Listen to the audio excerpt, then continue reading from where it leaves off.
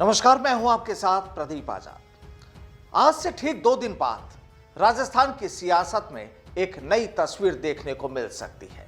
अब यूं तो नया कुछ नहीं होता राजनीति में, क्योंकि यहां भी हर एक नेता खुद के वजूद को कायम रखने के लिए, या फिर यूं कहें कि अपने आकाओं की नजरों में खुद को साबित करने के लिए हर तरह के पैतरे चलते हैं। खैर, सियासत का क्या है, नेता जो कर दें वो सब कुछ ठीक होता है। अब देखिए, गहलोत सरकार पर इस वक्त भाजपा और उसके अग्रिम संगठन काफी गुस्सा नजर आ रहे हैं। भाजपा से जुड़े नेता कहते हैं कि गहलोत सरकार उनकी मांगों को दरकिनार कर देती है और यही वजह है कि अब उन्हें 4 मार्च को विधानसभा पर प्रदर्शन करना पड़ रहा है। अब एक दूसरी तस्वीर पर भी बात कर लेते हैं। यूं तो सूबे की पूर्व मुखिया वसुंधरा राजे का जन्मदिन महिला दिवस यानी 8 मार्च को आता है, लेकिन पंचांग में इस बार होली का मौका है, तो फिर वसुंधरा समर्थकों ने पहले ही तय कर लिया कि मैडम का बर्थडे 4 मार्च को ही मनाया जाए। पिछले कई दिनों से जन्मदिन के जश्न को बड़े स्तर पर, बड़े पैमाने पर मनाए जाने की तैयारियां हो रही है और बड़ी तादाद में भाजपा नेता और कार्यकर्ता इस जलसे की कामयाबी के लिए जुटे हैं। अब तारीख 1, लेकिन ठिकाने 2। एक तरफ जयपुर में भाजपा का विधानसभा घेराव, तो दूसरी ओर चूरू के सालासर में राजस्थान की पूर्व मुख्यमंत्री वसुंधरा राजे के जन्मदिन का जश्न। अब जो बात हमने पहले कही थी, यहां कुछ वैसा ही होने जा रहा है, क्योंकि सवाल ये कि कौन नेता इस प्रदर्शन में शामिल होता है, कौन जन्मदिन के जश्न में और कौन दोनों जगह पर। और इसीलिए कहा जा रहा है कि 4 मार्च को राजस्थान की सियासत में कुछ नया देखने को मिलेगा और राजनीतिक विश्लेषकों को एक नया काम मिलेगा। दरअसल राजस्थान में केवल कांग्रेस में ही नहीं, बल्कि भाजपा में भी आपस की खींचतान और नेताओं के बीच अंदरूनी संघर्ष देखने को मिलता रहता है। अब दावा तो यह भी है कि जन्मदिन महोत्सव में 1 लाख से ज्यादा लोगों की भीड़ जुटेगी। जाहिर है, जन्मदिन के कार्यक्रम के बहाने वसुंधरा का यह अब तक का सबसे बड़ा शक्ति प्रदर्शन होगा और आयोजन की व्यवस्थाओं का जिम्मा वसुंधरा के करीबी नेताओं ने संभाला हुआ है।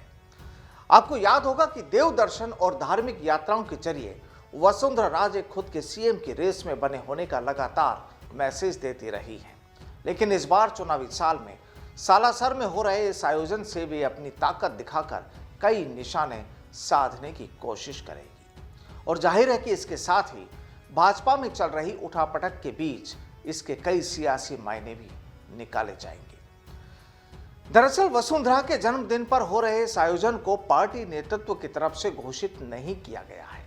जाहिर है ये पार्टी का नहीं, बल्कि वसुंधरा का अपना निजी इवेंट है, लेकिन फिर भी उनके समर्थक, पूर्व मंत्रियों, विधायकों और पदाधिकारियों ने इसे ऐतिहासिक बनाने के इंतजाम पिछले कई दिनों पहले से ही शुरू कर दिए हैं।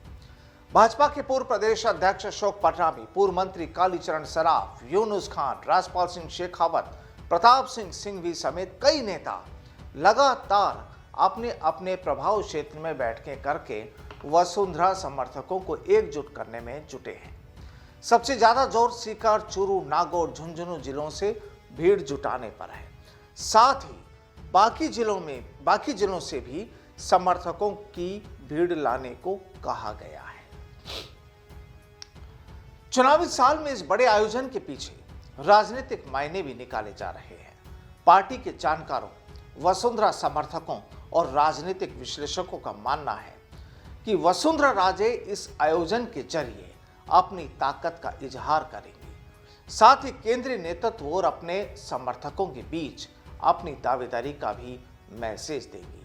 आपको बता दें कि अब की बार भाजपा की सेंट्रल लीडरशिप ने यह तय किया हुआ है कि चुनाव में किसी चेहरे को आगे रखने के बजाय पार्टी सामूहिक रूप से चुनाव लड़ेगी, यानी कमल के निशान पर। इस आयोजन से माना जा रहा है कि वसुंधरा सेंट्रल लीडरशिप को यह मैसेज देने की कोशिश करेंगी कि उनके पीछे उनके समर्थकों की बड़ी फौज है, बड़ी तादाद है और अगर चुनाव उनके नेतृत्व में लड़ा जाए तो वे पार्टी को चुनाव में मजबूती के साथ वापसी दिला सकती है। वहीं राजनीतिक जानकारों का कहना है कि भाजपा में सीएम चेहरे की लड़ाई के चलते अभी तक पार्टी कोई फैसला नहीं कर पाई है कि किस नेता को आगे रखकर चुनाव में उतारा जाए। ऐसे में भाजपा में आम राय यह बनती जा रही है कि इस बार कोई भी सीएम चेहरा नहीं होगा। वसुंधरा की कोशिश होगी कि वे अपने समर्थकों को एक साथ जुटाकर पार्टी और लोगों के बीच ये मैसेज देंगी कि वे सीएम की चेहरे की दौड़ में अभी भी बनी हुई है। राजनीतिक जानकार यह भी मानते हैं कि वसुंधरा राजे अपने समर्थकों को बांधे रखने की कोशिश लगातार करती रही है।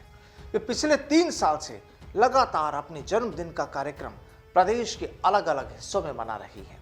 इन कार्यक्रमों में उनके समर्थक, नेता, कार्यकर्ता बड़ी तादाद में जुड़ते हैं। पिछली बार बूंदी के केशवराव पाटन में उन्होंने अपना जन्मदिन अपने समर्थकों के बीच मनाया था।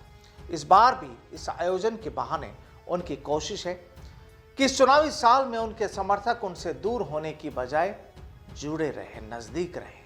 अब देखिए, सालासर चूरू जिले में भाजपा प्रदेश अध्यक्ष सतीश पूनिया और विधानसभा में उपनेता प्रतिपक्ष राजेंद्र राठौड़ दोनों का होम टाउन यानी गृह जिला भी चूरू ही है और दोनों ही नेताओं को वसुंधरा के विरोधी खेमों में देखा जाता है।